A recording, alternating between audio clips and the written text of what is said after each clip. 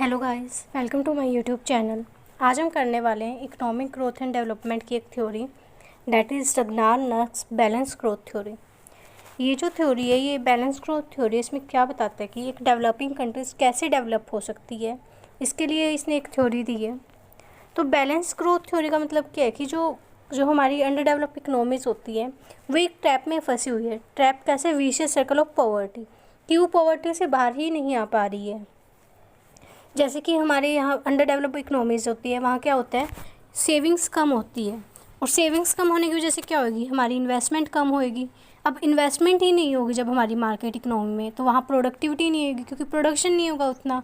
Productivity कम होने की वजह से हमारी इनकम भी कम होगी, और फिर एट द एंड वही क्या होगा, अगर इनकम कम है तो हम सेविंग भी कम करेंगे। और small market size due to low purchasing power discouraging private investment. और मार्केट साइज़ भी क्या होता है, छोटा होता है, जिसकी वजह से परचेजिंग पावर उतनी लोगों की नहीं होती है। उतनी डिमांड ना होने की वजह से हमारी इन्वेस्टमेंट भी, प्राइवेट इन्वेस्टमेंट नहीं हो पाती है। तो बैलेंस ग्रोथ थ्योरी इसके बारे में बताते हैं कैसे इस ट्रैप को हम तोड़ सकते हैं और कैसे इससे बाहर निकल सकते हैं। तो इस साइकिल को ब्रेक करने के लिए, कि जो सेविंग कम है, इन्वेस्टमेंट कम है, प्रोडक्टिविटी कम है, इनकम कम है, तो इसको ब्रेक करने के लिए नक्स ने क्या बताया है कि हमें simultaneous investment across the multiple industries, कि हमें एक साथ में बहुत सारी इंडस्ट्रीज़ में इन्वेस्टमेंट करनी पड़ेगी, हैवी इन्वेस्टमेंट करनी पड़ेगी, ताकि हम डिमांड को क्रिएट कर सकें। जब डिमांड क्रिएट होगी एक दूसरे प्रोडक्ट की, तो हमारी मार्केट भी एक्सपेंड होगी और उससे हमारा ग्रोथ भी होगी। और ये विशियस सर्कल है जो हमारा इसमें फंसे हुए, जो पॉवर्टी के स्टेप में, उससे हम निकल भी सकते हैं।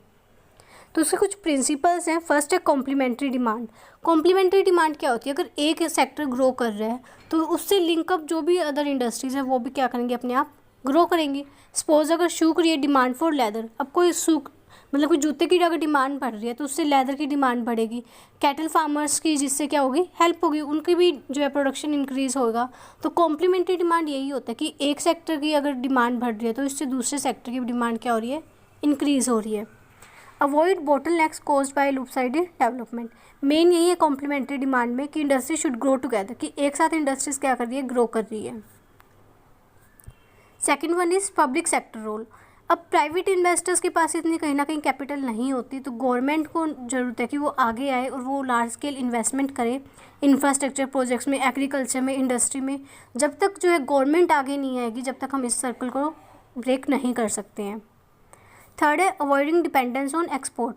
हमें जो हम एक्सपोर्ट पे डिपेंड है, कि हम एक्सपोर्ट कर रहे हैं, उससे हमारी इनकम आ रही है, फॉरेन इनकम आ रही है, उस पर जो हमारी डिपेंडेंसी है उसको हमें क्या करना पड़ेगा, कम करना पड़ेगा, और खुद की जो एक मार्केट है वो एस्टेब्लिश करनी पड़ेगी।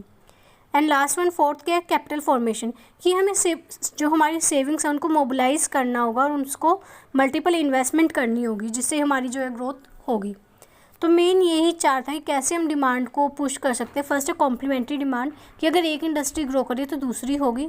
सेकंड कैसे होगी, पब्लिक सेक्टर रोल, गवर्नमेंट को आगे आना होगा। थर्ड, एक्सपोर्ट पे हमें डिपेंडेंस कम करके खुद की जो मार्केट है, जो डोमेस्टिक डिमांड मार्केट है, उसको क्या करना पड़ेगा, एक्सपेंड करना पड़ेगा। And last one is capital formation, कि हमें जितनी ज़्यादा सेविंग है उसको क्या करना पड़ेगा, मार्केट में मोबिलाइज करना पड़ेगा। अब इस थ्योरी के कुछ क्रिटिसिजम्स भी है, लाइक फर्स्ट रिसोर्स कंस्ट्रेंट, कि जो पुअर कंट्रीज़ होती है उनके पास उतनी कैपिटल और स्किल्स नहीं है कि वो मल्टीपल सेक्टर में इन्वेस्ट कर सकें।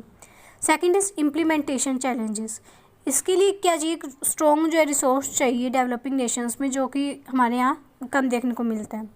And third one is alternative view. अगर हम अनबैलेंस ग्रोथ थ्योरी पे देखें तो हम एक दो सेक्टर पे ही फोकस कर पाते हैं, जिसकी वजह से जो बाकी सेक्टर वो नेगलेक्ट हो जाते हैं।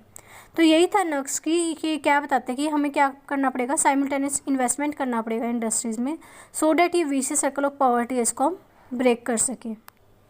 तो यही थी आपकी थ्योरी। आई होप आपको समझ में आई होगी। Thank you.